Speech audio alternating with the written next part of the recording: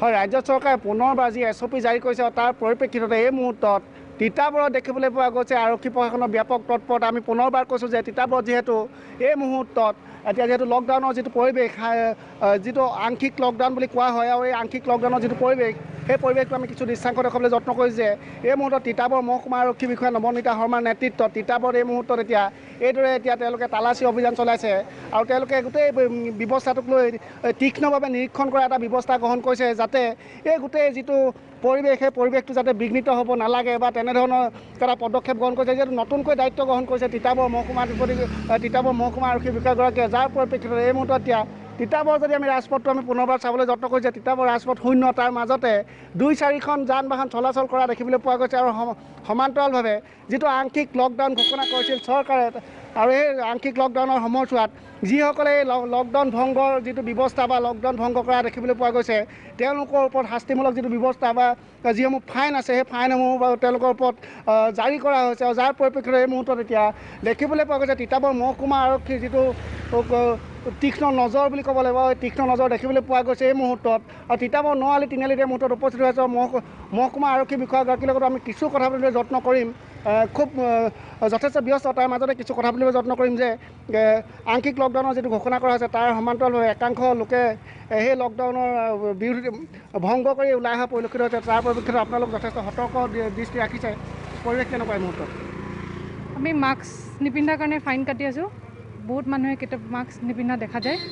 আমি যোৱা 2 দিন ধৰি এইটো কৰি আছোঁ আৰু যোনখিনি আমাৰ MV এক্টৰ মতে ভায়লেটাৰ্ছ, হেলমেট নিপিন্ধা, পিলিয়ন ৰাইডিং, তেওঁলোককো আমি ফাইন। এতিয়া দেখিবলৈ পোৱা গৈছে যে যিসকল লোকে মাস্ক পৰিধান কৰা নাই বা যান বাহনৰ যি আইন ভংগ কৰিছে, আইন উলংঘা কৰিছে, তেওঁলোকক এই মুহূৰ্তত তেওঁলোকৰ প্ৰতি চোকা দৃষ্টি বুলি কৈছোঁ যে চোকা নজৰ ৰাখিছে তিতাবৰ মহকুমা আৰক্ষী প্ৰশাসনে। আৰু এই মুহূৰ্তত দেখুৱাইছোঁ যে তিতাবৰ মহকুমা আৰক্ষী বিষয়াগৰাকীৰ নেতৃত্বত তিতাবৰ ৰাজপথত এইদৰে তীক্ষ্ণ নজৰ দিয়া দেখিবলৈ পোৱা গৈছে। কোনো এখন যান বাহন হাৰি যাব পৰা নাই, যিহেতু যে আংশিক লকডাউনৰ সময়ত চৰকাৰৰ যথেষ্ট নীতি নিৰ্দেশনা আছে, ক'ভিডৰ জটিল পৰিস্থিতি, আৰু তেনে পৰিপ্ৰেক্ষিতত এই মুহূৰ্তত এইদৰে যথেষ্ট সতৰ্কতামূলক যিটো পৰিৱেশ আৰক্ষী প্ৰশাসনে গঢ়ি তুলিছে, যাৰ পৰিপ্ৰেক্ষিতত এই যিটো লকডাউনৰ যিটো ব্যৱস্থা, সেই ব্যৱস্থাটো এই মুহূৰ্তত সুচাৰুৰূপে পৰা পৰিলক্ষিত হৈছে তিতাবৰত।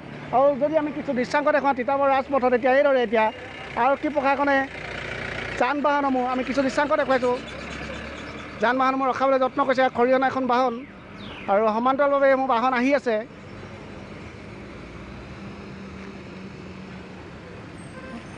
যথেষ্ট তীক্ষ্ণ নজৰ দেখিবলৈ পোৱা গৈছে, যথেষ্ট তৎপৰতা দেখিবলৈ পোৱা গৈছে, যাতে চৰকাৰ প্ৰশাসনে যিটো আংশিক লকডাউন জাৰি কৰা হৈছে সেই যাতে নিয়ম ভংগ কৰিব নোৱাৰে, তাৰ প্ৰতি তেওঁলোকে এই মুহূৰ্তত আমি তেওঁলোকৰ লগত কিছু কথা পাতিবলৈ যত্ন কৰিম। দাদা,